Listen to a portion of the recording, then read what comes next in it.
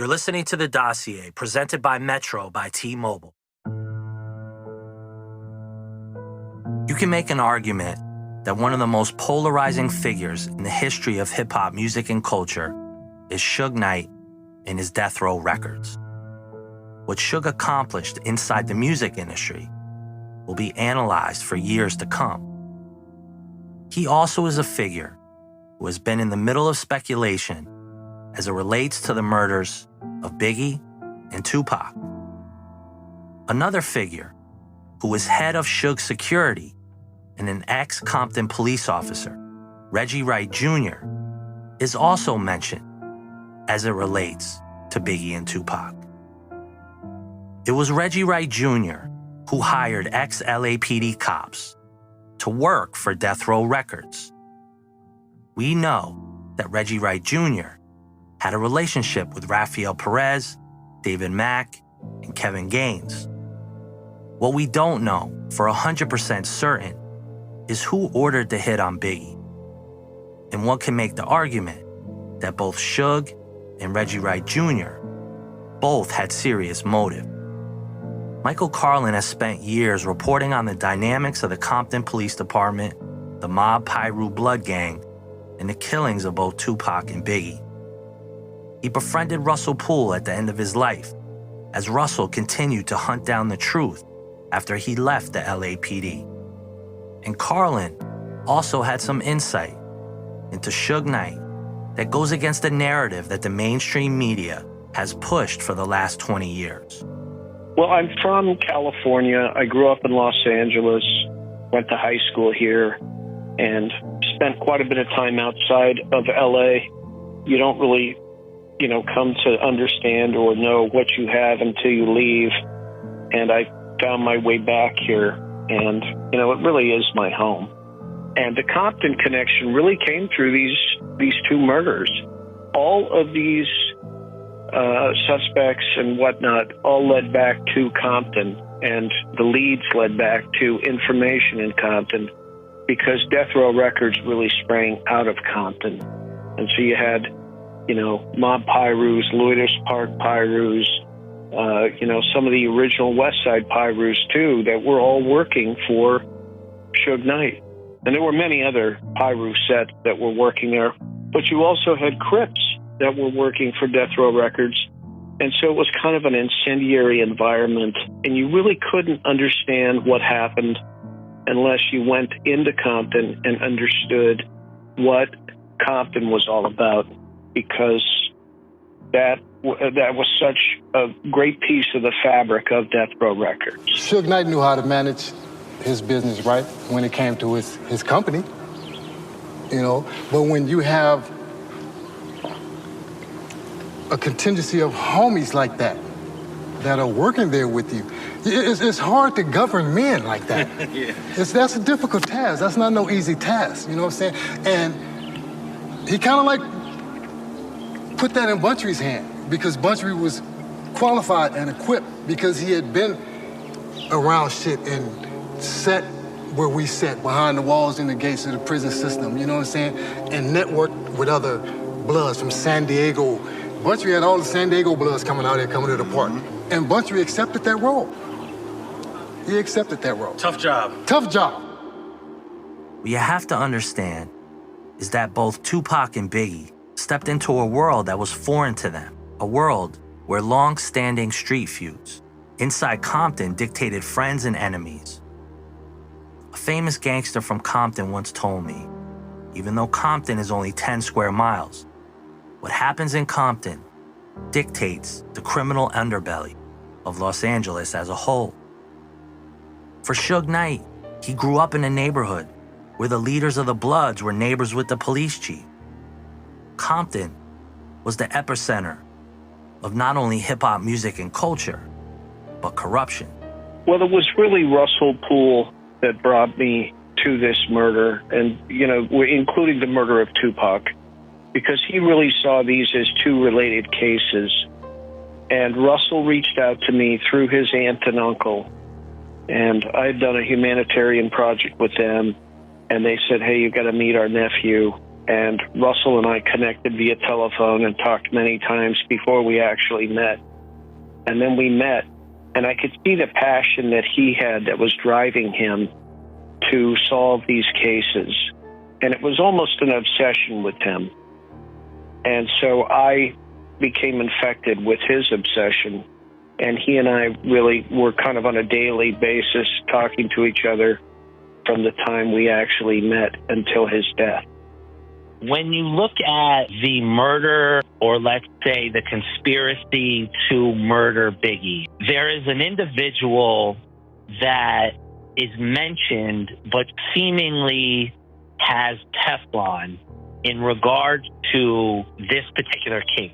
And I would like to get your opinion as to why this person has kind of been left out of the conversation in many respects. What was the relationship between Reggie Wright Jr., Suge Knight, Mac, Perez, Gaines, the sort of all of those names that are mentioned as far as you know? Well, so Kevin Gaines was Sharitha Knight's boyfriend.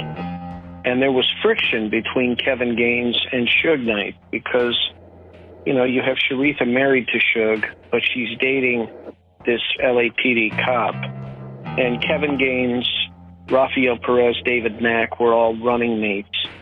And, you know, if you listen to what Suge says about it, that, yeah, they were all good friends, but they were really good friends with Sharitha and with Reggie. And so you have this plot inside of Death Row Records to topple Suge and take over the record label. And we learn about that through the bodyguards. You know, Frank Alexander was recording his conversations in the aftermath of the murder of Tupac. And, you know, most of the people that are on those calls are now dead. But when you listen to those calls, you hear that there was talk about who was going to take over Death Row Records if something happened to Suge. And that was well before anything happened to Suge. So those guys were speculating about it, and they were plotting it, and then they put those plans into motion. And you have Suge sitting next to Tupac when Tupac is shot, and you have Suge in jail at the time that Biggie is killed. You say Kevin Gaines is in Vegas. I think in this story, Kevin Gaines, according to your reporting and what you're saying, he was just as culpable as a Perez or a Mac. Yeah. Yeah, and if you listen to Mario Hammonds, he was the one that was supposed to block in Puffy, and he failed. He was the one driving the SUV, the white SUV, and so he failed at that. And that's part of why maybe Kevin Gaines was murdered by Frank Liga. And so, you know, and this happens just days after Biggie is shot. And if you look at Kevin Gaines was kind of a wild card. And had he unraveled, you know, who knows what would have happened. So Kevin Gaines needed to go. He had a lawsuit that was filed against the city of Los Angeles, and anything could have happened with that lawsuit. And so he gets murdered by Frank Liga, and all that stuff just gets swept away. 31-year-old Kevin Gaines had been an LAPD officer for 6 years. He lived in Gardena and has 2 young daughters. Just 3 weeks ago, he sued his wife for divorce. Gaines was assigned to the Pacific Division on LA's west side as a patrol officer. His tenure, however, was not without some controversy. According to police sources, Gaines at one time attempted to file a complaint accusing fellow officers of violating his civil rights. The outcome of that complaint is not known at this time. Shortly after 4 yesterday afternoon, Gaines was driving this green Mitsubishi Montero in North Hollywood when he exchanged words with another motorist. That second driver turned out to be Frank Liga, an undercover detective working a narcotics case. Liga, who works here at the Hollywood station, says Gaines then followed him, leading to a second confrontation. According to Liga, Gaines pointed a 9mm handgun at him, and fearing for his life, Liga shot Gaines twice, not realizing he was an off-duty officer. Paramedics took Gaines to St. Joseph Medical Center, where he died of his wounds. All indications are that the officers didn't know each other, and this was a chance confrontation between two drivers with short tempers. It is interesting to note that the Montero driven by Gaines is registered to the estranged wife of rap music mogul Suge Knight, currently serving a 9-year prison sentence. Marta Waller, KTLA Morning News. There's been a little-known secret inside Compton for years that I've verified through many sources, and that story is real simple. Reggie Wright Jr., Reggie Wright Sr., and Suge's ex-wife, Sharitha Knight, plotted against Suge Knight to take over Death Row Records and the financial windfall that would come with that ownership. Sharitha, Reggie, and his father were all a part of this. Many people have thought that this was a conspiracy theory, but the more you unpack Reggie Wright Jr., the more you start to understand how and why this was even possible. And the more you start to realize that the answers to the murders of Biggie and Tupac lead to Reggie Wright Jr. With that said, how big of a role, or is it your opinion that Reggie Wright Jr. was in the middle of all of this stuff? Absolutely. He was clearly in the middle of all of it. And Reggie Wright Jr. is a cop, and as a cop, he had immunity really from so many things. And when Kading was doing his investigation, he basically gave Reggie Wright Jr. immunity for anything that he had done with either one of these cases. And so Reggie is kind of Teflon with this, and Reggie's an informant. And he's known in the circles of Compton as a police informant and as a federal informant. And if you look at this drug trafficking case that he recently got caught up in, really he got a slap on the wrist when other people did serious time. And I know that there's been various rumors and innuendo, but I feel in the stuff that I've uncovered that the idea that Reggie and Sharitha, and I don't know who else, really were trying to take over Death Row Records and get the money away from Suge. You know, if you look at the Jeff Weiss article, and it's an interview with Russell Poole, you'll see what Russell Poole's state of mind was at the time of his death. And at the time of his death, he really did want to apologize to Suge Knight because he had blamed Suge for the Tupac murder. And that's really what he wanted to apologize to Suge for, because he came to realize that Suge was one of the targets of that murder. Now, Tupac didn't die, by the way. The whole thing was a failed hit on Tupac. He later died 6 days later in the hospital, you know. So this wasn't exactly the, you know, glowing work. And they improved upon things in the second murder by using a professional shooter, by using Gecko ammunition that was armor piercing. And, you know, obviously you see that the hit was much better orchestrated. And that was a learning curve that these guys have. And so Russell had come to a new understanding about the cases. And if you read that Jeff Weiss article, he talks about how, you know, he knows what happened to Tupac. And, you know, it's the same thing with Biggie. And so Russell really did want to apologize to Suge. And he was actually trying to help Suge with his current case because he realized that all of this Rampart scandal stuff was involved in both murders, and that the cast of characters that was there for the Biggie murder was also there for the Tupac murder. Well, that's an interesting thing that I think has been talked about. So it was the belief that when Russell passed away, he felt that the same individuals that sort of did the Biggie hit were possibly responsible or were a part of and in Vegas for the Tupac situation. Yeah, that's correct. And really what you have is, you know, when you've got corrupt cops that are, you know, involved in things like murders, and, you know, the two of those cops were on special assignment. One of them was Kevin Gaines, and was in Las Vegas from 2 days before Tupac was shot until 2 days after Tupac died.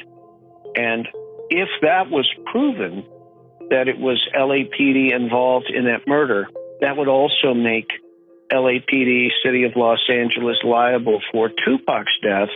And that is a whole new set of cash that these guys would have to pay out to Tupac's estate. And so there was really no appetite for LAPD to, want the truth to come to light if it implicated their police officers, especially when you have Rafael Perez kicking the shell casings at the Biggie murder while he's on duty. I mean, they got him cold. They know he was involved in that murder. And so you're looking at, in today's dollars, perhaps as much as $1 billion in Biggie's death, that he would have, his lifetime earnings plus triple punitive damages. And if you add Tupac, now you're looking at $8 billion for the city of Los Angeles. And then there were all kinds of ancillary things that were going on with Death Row Records, including the murder of Kelly Jamerson and, Bruce Richardson and a bunch of other people that might bubble up. And you might find that there are people coming out of the woodwork to sue the city of Los Angeles and LAPD. So they really wanted to put a lid on this. And that's why they did the whole cover-up. That's why you got Kading coming to cover this thing up. Let's blame it on Poochie. Let's blame the Tupac murder on Orlando Anderson, because it just costs too much money to tell the truth.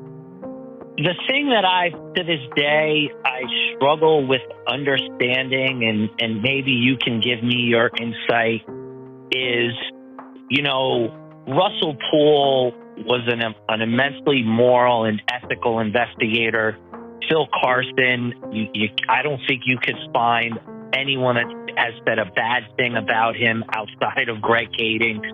What was Kading's, outside of profiting on this with a book and the TV show and the documentary, what is his purpose still to this day to hold this party line?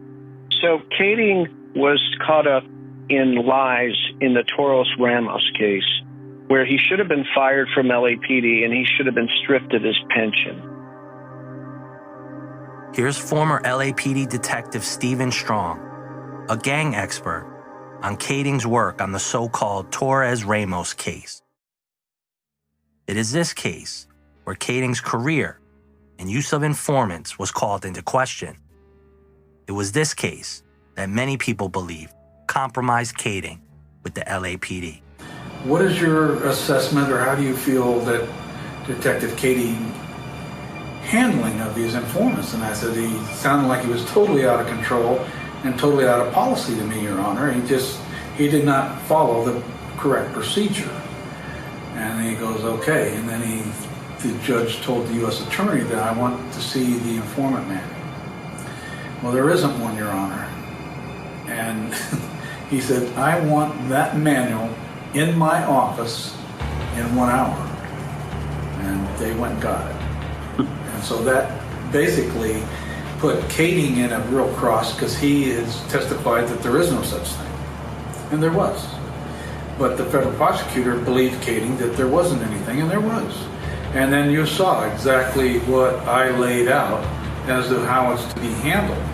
Well, come to find out, and I listened to a lot of the tapes of him and his informants. Why he taped himself, I'll never know. Because he's promising these guys houses and money and all these things. I need you to say this, I need you to say, and then I have phone conversations of the informant telling other guys, yeah, all I had to do, I have to say this, and that, and $400 grand, I'm gonna get a $500,000 home, I'm gonna be living there, I'm gonna be living high on the hog, I'm gonna be doing it, bro, and all this, and I'm like, you can't promise people anything. You can't. It was that extravagant? You can't buy informants. You can't offer them anything for that. You have to tell them that I can't give you any. I have no authority to give you anything. But who would believe that? If so, you're going to get $500,000 if you testify like that. Who would believe him anyway? I mean, really, are they that gullible? It was on tape. Greg Kading is a mystery to many people connected to this case. He has never viewed the files that were created by the civil proceedings when Valletta Wallace sued the city of Los Angeles. He never viewed the files that were hidden away inside a desk at Robbery Homicide. So as a real homicide investigator, how can you honestly say that you did a full investigation of this case if you weren't privy to all of the work product? It's too late for Kading now to retract his story. But I can tell you one thing that he has done. He's done a great job at confusing people, and he continues to this day to lie about this case. I wanted to ask you about a certain one. Okay. There is a review on Amazon for a book called Murder Rap, written by a man named Greg Kading. In the review section, there is a scathing review from a detective, Russell Poole. Did you write that review? What does the review say? The review reads as follows. Greg Kading has no credibility on this subject matter. He became a task force member on the Biggie case 10 years after the fact. Kading left the LAPD in disgrace for his false testimony on a federal murder and racketeering case, United States versus George Torres Ramos, CRO 656A. Guilty verdicts were overturned in this part due to Kading's testimony. He said LAPD cleared him of those charges, but that is not entirely true. Kading also had some help writing this book from disgraced LA Times reporter Chuck Phillip. Kading forgets there are actual eyewitnesses to Biggie's killing. He spends a lot of time talking about things he knows nothing about. This is a desperate attempt for Kading to salvage his reputation. Suge Knight is a suspect, but not for the reasons Kading talks about. In closing, Kading never attempted to interview me regarding my Biggie investigation. He makes a lot of false statements about me and my part in the investigation by retired LAPD homicide detective Russell Poole. Yeah, I wrote that. And I stand by it. Yeah, I stand by that statement. He has no credibility. I couldn't trust him to work with him on the police department. He's self-absorbed, just like the LA Times reporter Chuck Phillips, and they're working together on that book. He did. There's no question in my mind.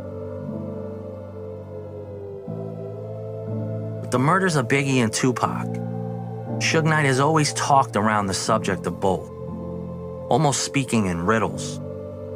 For the first time in never-released audio, Suge talks to Michael Carlin from jail on various topics that shed light on his inner thoughts on Reggie Wright Jr., Rafael Perez, and Sharitha Knight as it relates to the murder of Biggie. Carlin has shared this audio with me for the podcast. Man, I've been following with great interest. You know, Russell Poole wanted to apologize to you. Yeah, I heard that, man. He's a good guy. I never lied to him or nobody because, all that stuff, they know who was going on behind all that stuff, Yeah. Well, he couldn't, in his mind, separate you from Death Row Records. And as we were doing the investigation, I said, you have to understand, Russell, that, Mr. Knight was, in the car next to Tupac. I mean, that's not... And then with the Biggie thing, Mr. Knight was in jail. And I met somebody who was in jail with you at the time, and he said it's impossible that he was on a cell phone back then. Impossible. It's definitely impossible. I mean, the one thing, too, with Tupac, I still got a 45 bullet into my skull. And the thing about it is, they've been knowing all this type of stuff from day one. And that's why he violated me and sent me to prison last time.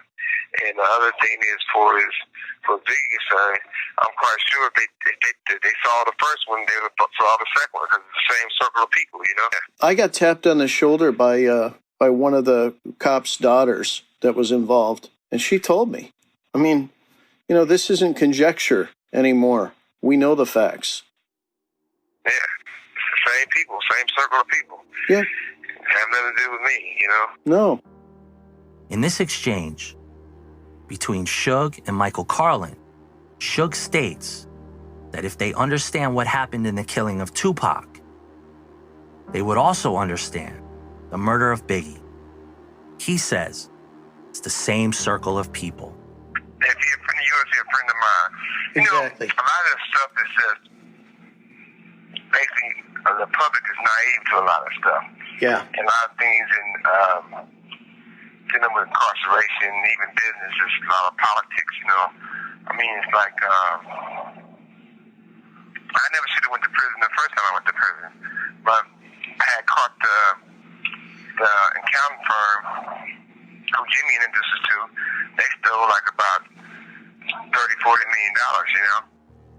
I'm not sure if this audio exchange is clear, but what Suge Knight is alluding to is that when he went to prison for the first time, close to $30 or $40 million was stolen from him by his lawyer at the time, David Kenner. One thing with my accounts was I signed all my checks. So any check was over $5,000, I definitely had to sign it. And they was giving David $100,000 a month, and David said he was giving Jimmy a kickback from $100,000 a month. So we was paying him for all the work he did as an attorney, and they was giving him $100,000 a month. Wow. And buying cars and houses and stuff.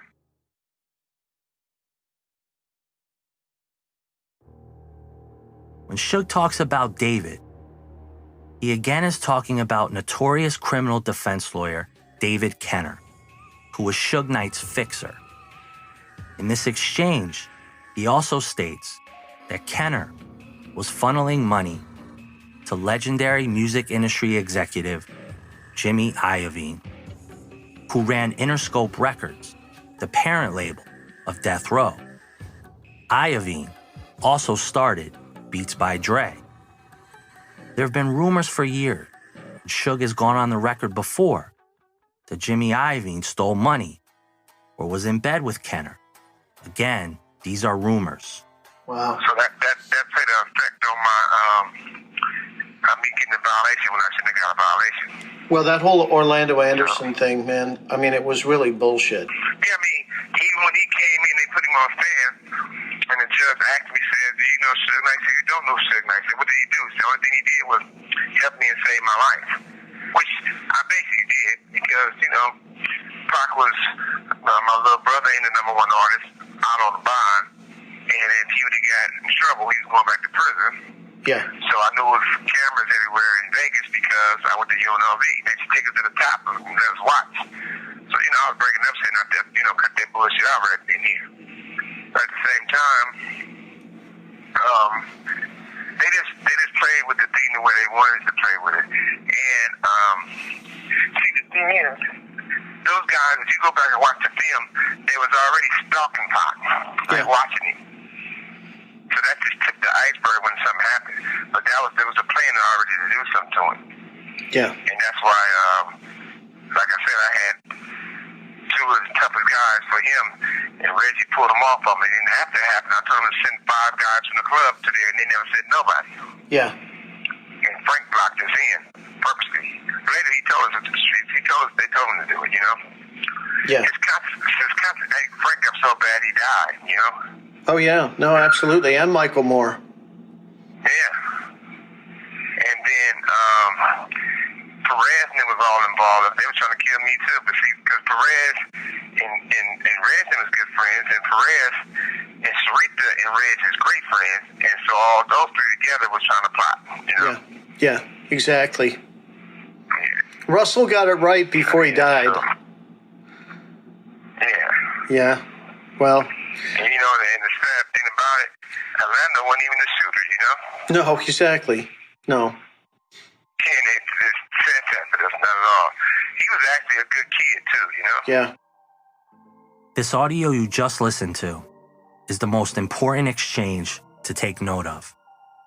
Suge Knight implicates LAPD cop Rafael Perez, his ex-wife, Sharitha Knight, and Reggie Wright Jr. in the killing of Tupac. He alludes again that if you understand the power struggle that was going on at the time for Death Row Records, you would also understand the role Reggie Wright Jr. played in all of this. This is the first time that Suge Knight has implicated Rafael Perez. What is interesting is that he puts Perez in the middle of the shooting of Tupac.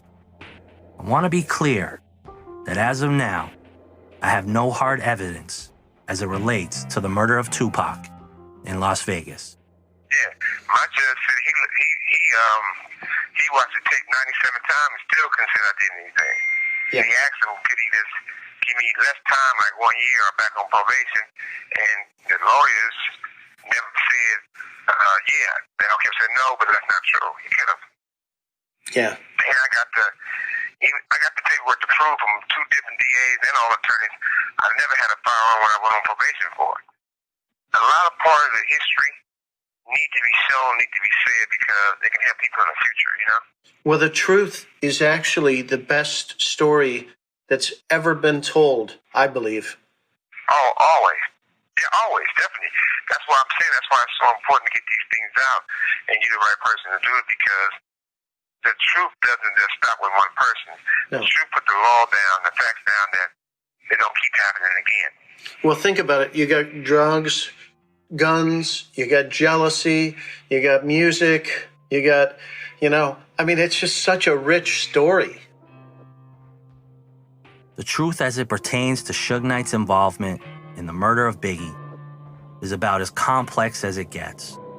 But any investigator and journalist has to stick to the facts and what can be proven. I believe personally, the real story behind the rise and fall of Death Row Records is yet to be told. And one day, Suge Knight will finally tell the truth about both Tupac and Biggie. But the takeaway from this exchange is clear yet again. The involvement of LAPD officers in the murders of both Biggie and Tupac. I'll leave the Tupac murder to another podcast and focus on what is known for sure and what connects all of the information. And that is the same individual who to this day has eluded real questioning, and that is Reggie Wright Jr., a former Compton police officer who is the main spoke in a wheel that connects Suge Knight, LAPD officers Kevin Gaines, Rafael Perez, David Mack, and the alleged trigger man, Amir Muhammad.